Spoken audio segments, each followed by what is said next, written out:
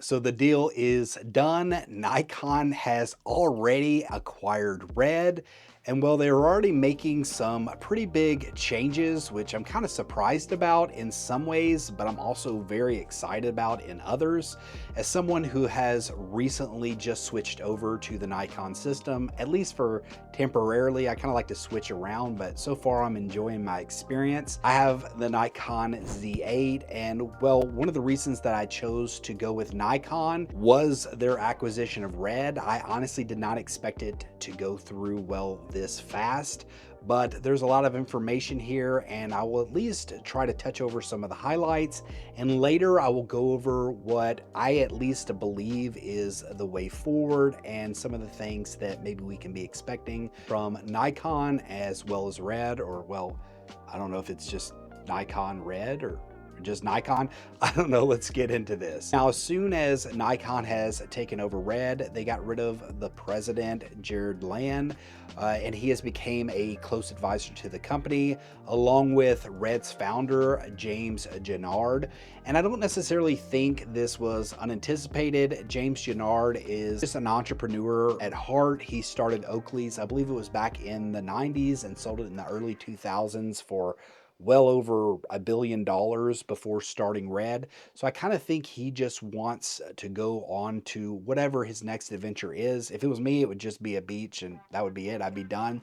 That's probably the reason I've never started any billion-dollar companies. That being said, I do think he has a passion still for the cinema world and for his company RED, and he wanted to give it off to Nikon for well safekeeping. And knowing the history of Nikon, who's been dealing with the camera industry, at least in lenses, for I think over 100 years at this point. But it is going to be interesting to see if there is any big culture clashes. I don't necessarily think it's going to be as bad as some people are anticipating. I do think that they are going to gel together nicely, but of course, only time will tell.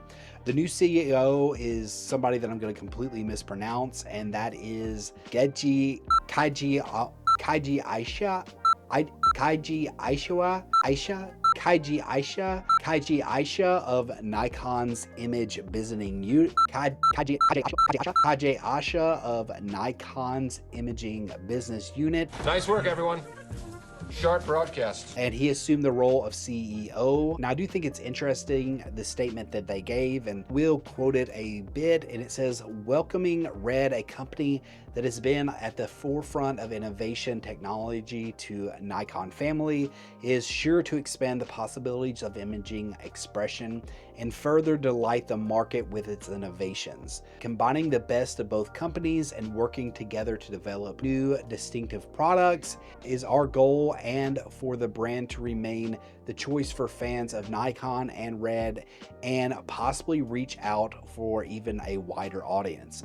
Now, some of the things that really stick out to me, and the guy in the past, the guy that was just talking, he didn't know what the heck he was talking about.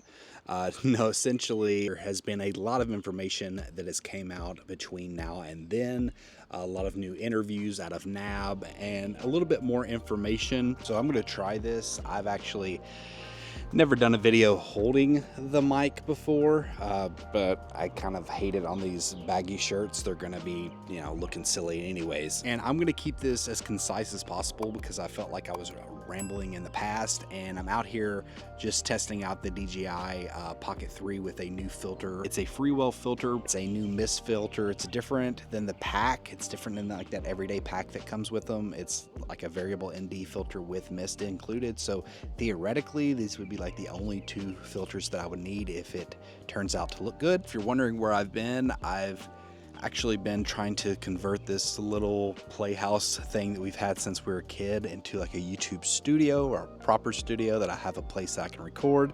As I was doing so, I fell over and sprained my ankle, so that's been great. But I do want to go ahead and get to the point and kind of give my opinion on what I would do if I was Nikon, and also maybe put together some of the clues that we've heard about. Now, initially in some of the interviews I've been hearing, yeah, we just started being able to work together. It's like 2 or 3 years before anything can really come of it. That being said, I've also heard that the process to start buying RED came back in August of 2022. So that's been over a year now, about a year and a half out. That's crazy to think about. Doesn't mean that they've been able to work together, but if they knew that they were starting to be serious about wanting to, make a relationship or this acquisition, then to me it would have been smart for Nikon, if they do want like a hybrid body, to go ahead and start preparing at least a design so that they can maybe speed up the process just a bit. So if I was Nikon, personally, I think that what they will start doing is cameras similar to like the FX3 or the R5C, even something that is, in a mirrorless style, something that they've kind of been doing for a while now, but it's going to be very photocentric. It maybe will take a few pictures, but probably not have the EVF, or maybe have an attachable EVF or something of that nature. Now that camera could still be a while away, and what I think we could get in the meantime is some firmware updates from Canon in order to make something like the Z8 and the Z9 and even the Z6 Mark III be able to use some of those different codecs.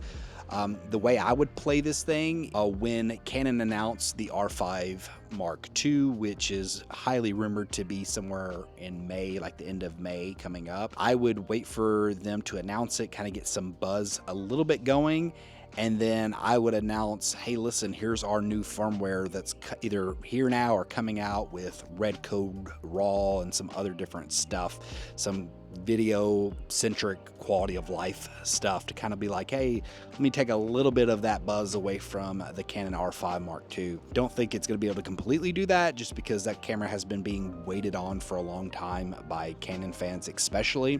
Then further down the line, I do think that Sony should be coming out with like an FX3 Mark II or a Sony a7S4 by the end of the year. And if I was them, right when Sony announces this FX3 Mark II, I would then come out with a development announcement, even if it's 6 months out. So let's say that Sony announces this back up in, oh, my son's crying. Hopefully he's okay. His grandparents are taking care of him, so I think he's going to be all right. He probably better care than I could take with my ankle. That's kind of how I foresee the situation going, but I could absolutely be wrong. I am just kind of speculating, but that's what I would do. So when the Canon R5 Mark II comes out, then throw the firmware out, and then when Sony announces the stuff later on, which is very expected, then show something about a development announcement. Those are the two things that I would do if I was Nikon. As far as RED is concerned, it sounds like they're pretty much going to be business as usual from all the things that we've heard, except the Nikon Z mount maybe will start to be integrated with Nikon cameras sooner rather than later. Generally speaking, I think they're going to keep them fairly separate and try to keep the culture going the way it is. But I've never used like a RED cinema camera, but I've heard that the autofocus is either not existing on some and lacking on others, so that's something that hopefully Nikon can do with some firmware updates, can kind of help that out. And then maybe in the future they will be able to add even better technology to the sensor to be able to integrate it with the software in order to have better autofocus. Those are just some thoughts that I have. Drop in the comment section below. Let me know, what are your thoughts? What are your plans for Nikon? Are you excited about this acquisition? Are you maybe not excited about the acquisition? I think I'm right about what's coming next. Let me know all that in the comment section below. And until next time, peace.